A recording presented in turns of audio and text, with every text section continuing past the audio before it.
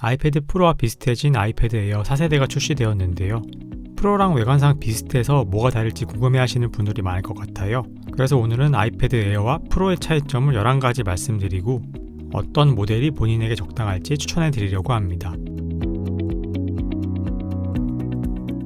가장 저렴한 와이파이 모델의 가격을 기준으로 아이패드 에어는 779,000원, 아이패드 프로는 129,000원으로 딱 25만원 차이가 납니다. 근데 여기서 두 기기의 기본 용량 차이가 있어요.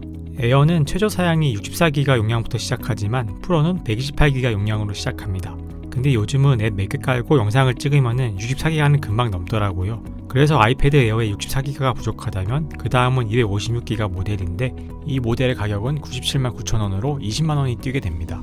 이럴 거면 아이패드 프로의 기본 모델인 128기가짜리를 129,000원 주고 사는 게 더 나을 것 같아요. 사용하는 입장에서 64기가가 조금 부족한 느낌이 든다면 256기가짜리 에어보다는 128기가의 프로 기본 모델을 구매하시는 게 더 나을 것 같습니다.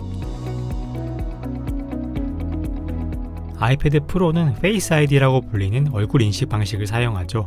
단순한 사진 인식이 아니라 트루뎁스 카메라를 이용해서 높낮이까지 인식을 하기 때문에 지문 인식보다 더 안전한 인증 방식이라고 알려져 있습니다. 하지만 최근 마스크를 쓰고 얼굴 인증하기가 불편해지다 보니까 외부에서도 간편하게 마스크를 쓰고 인증할 수 있는 지문 인식을 선호하는 사람들이 더 많아졌습니다. 아이패드 에어는 애플 최초로 전원 버튼에 통합된 지문 인식 터치 아이디를 사용합니다. 이제 전원 버튼을 누르면 바로 지문 인식까지 수행이 되어서 화면이 켜지면서 장문도 풀립니다.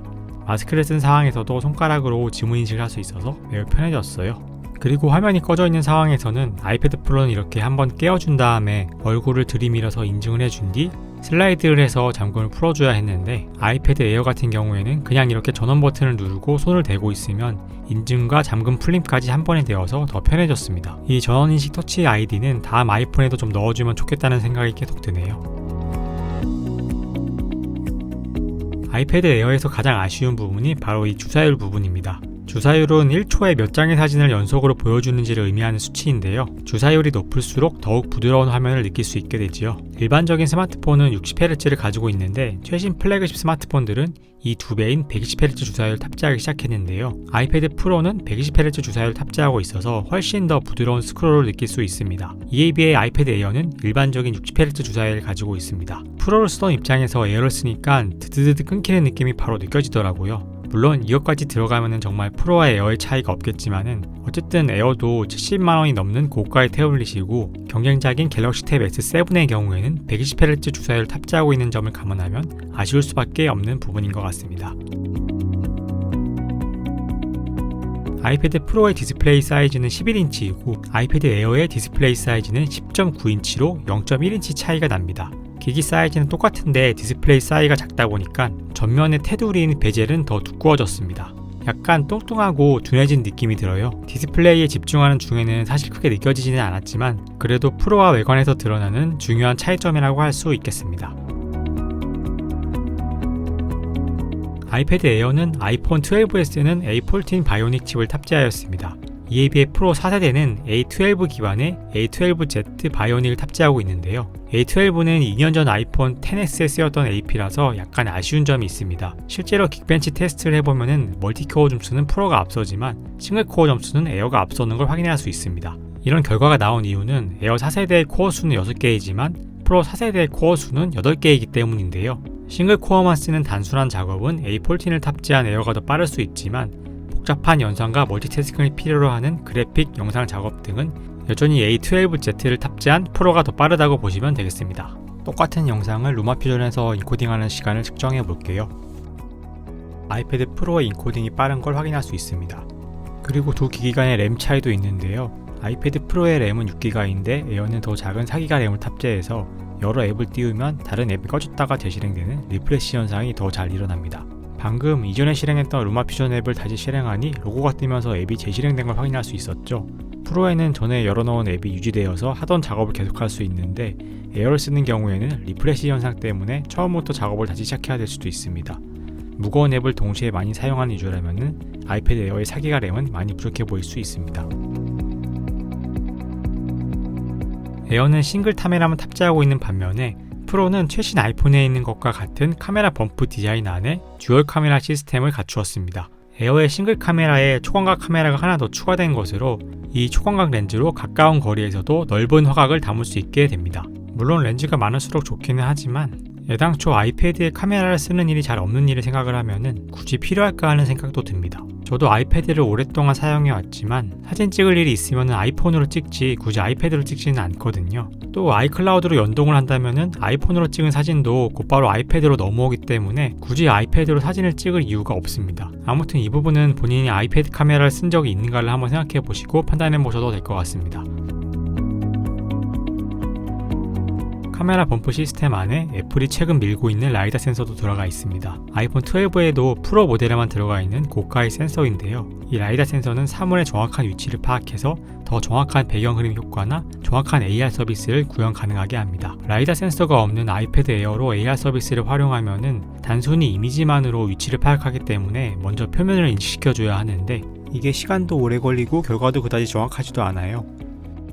아이패드 프로는 라이다 센서를 사용하기 때문에 빠르게 인식을 완료하고 정확한 위치를 말뚝처럼 잡아주는 것을 확인할 수 있습니다. 이처럼 AR 서비스를 정확하게 구현해낼 수 있지만 사실 아직 AR 서비스가 본격적으로 보급되지 않은 것을 생각하면은 이 역시 굳이 필요할까 하는 생각이 들기는 합니다.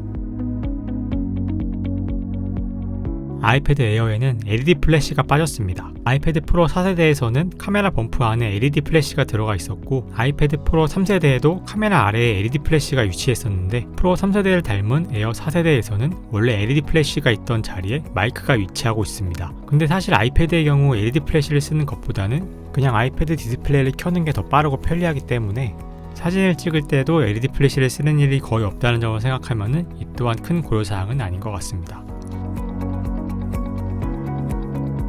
아이패드 프로는 양방향에 4개의 쿼드 스피커가 들어가 있어서 정말 고급스러운 음향을 뽑아내줍니다. 저가형 블루투스 스피커들보다 훨씬 나은 정도의 소리를 내주는데요. 이에 비해 아이패드 에어 4세대는 프로보다는 확실히 아쉬운 음향을 갖고 있습니다.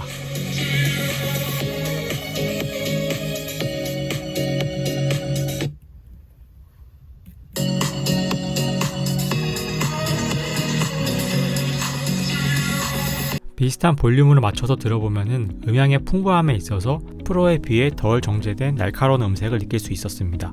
그래도 경쟁사의 태블릿이나 스마트폰들보다는 꽤 좋은 수준의 음질이었고 이번 에어 4세대는 한 방향이 아닌 양쪽 방향의 스피커가 탑재되어서 에어 3세대보다 더 프로에 가까워진 부분이라고 말할 수 있겠습니다. 고음질보다는 스테레오 스피커면 충분하다는 분께는 에어도 나쁘지 않은 선택이 되겠네요. 우연히 아이패드 프로의 마이크를 써보고 깜짝 놀랐던 기억이 있는데요. 저가형 외장 마이크들보다 훨씬 좋은 음질을 뽑아주는 것을 확인하고 역시 프로는 다르구나 하는 생각을 했던 적이 있습니다. 아이패드 프로는 스튜디오급의 5개의 마이크를 탑재하고 있습니다. 윗면에 3개, 옆면에 1개, 뒷면에 1개가 위치해 있습니다. 이에 비해 아이패드 에어의 마이크는 2개로 윗면에 1개, 옆면에 1개가 전부입니다. 마이크 수에서 나오는 음질의 차이는 분명히 있을 것 같은데요. 한번 동시에 녹음한 음성을 비교해 보시죠. 오늘은 아이패드 프로와 아이패드 에어의 음질 녹음을 비교해 보려고 합니다. 오늘은 아이패드 프로와 아이패드 에어의 음질 녹음을 비교해 보려고 합니다. 확실히 차이가 나죠? 프로의 마이크는 정말 대단하다 싶습니다. 아이패드 프로는 셀카 인물 사진 모드를 지원합니다. 이건 페이스 아이디용 트루뎁스 카메라를 이용해서 배경 흐림 처리를 하는 거기 때문에 페이스 아이디 트루뎁스 카메라가 없는 아이패드 에어에서는 사용할 수 없습니다. 애플의 애니모티콘도 페이스 아이디용 트루뎁스 카메라를 활용하기 때문에 에어에서는 표정을 따라하는 애니모티콘을 활용할 수 없습니다. 이게 활용도가 높지는 않지만 어쨌든 안 된다는 점 참고해 두시면 좋겠습니다. 지금까지 아이패드 프로와 에어의 차이점을 11가지로 정리해봤습니다. 마지막으로 사용자에 따른 제품 선택도 추천을 드릴게요. 먼저 애플 펜슬로 그림을 많이 그리는 경우라면 프로를 추천드립니다. 120Hz 주사율 디스플레이를 통해서 더 즉각적인 화면 반응을 느낄 수가 있습니다. 그리고 영상 편집까지 염두를 둔다면 멀티코어 점수가 더 높고 램도 여유 있는 프로를 사용해서 더 빠른 영상 렌더링을 활용하시는 게 좋을 것 같고요. 특히 전문 작업을 하시는 경우에는 조금의 차이로 크게 다른 결과가 나올 수 있으니 조금 더 투자해서 프로를 구매하시는 게 맞다고 생각합니다. 또한 지문인식이 번거롭다고 생각하고 페이스 아이디에 익숙한 분은 프로가 맞겠지만은 반대로 강의실이나 회의실 등 마스크를 쓰고 아이패드를 사용하는 경우가 많다면은 터치 아이디로 더 쉽고 편하게 인식할 수 있는 에어가 좋을 것 같습니다. 간단한 필기와 문서 작성 정도의 용도라면 에어로도 충분할 것 같고 프로를 사는 대신에 에어를 사고 그 돈을 아껴서 매직 키보드를 사는데 돈을 보태는 것도 괜찮은 생각인 것 같습니다. 어쨌든 자신의 활용도에 맞추어서 아이패드를 고르시는 게 중요할 것 같습니다. 그럼 여기까지 인사이트였습니다. 오늘도 시청해주신 여러분 감사드립니다.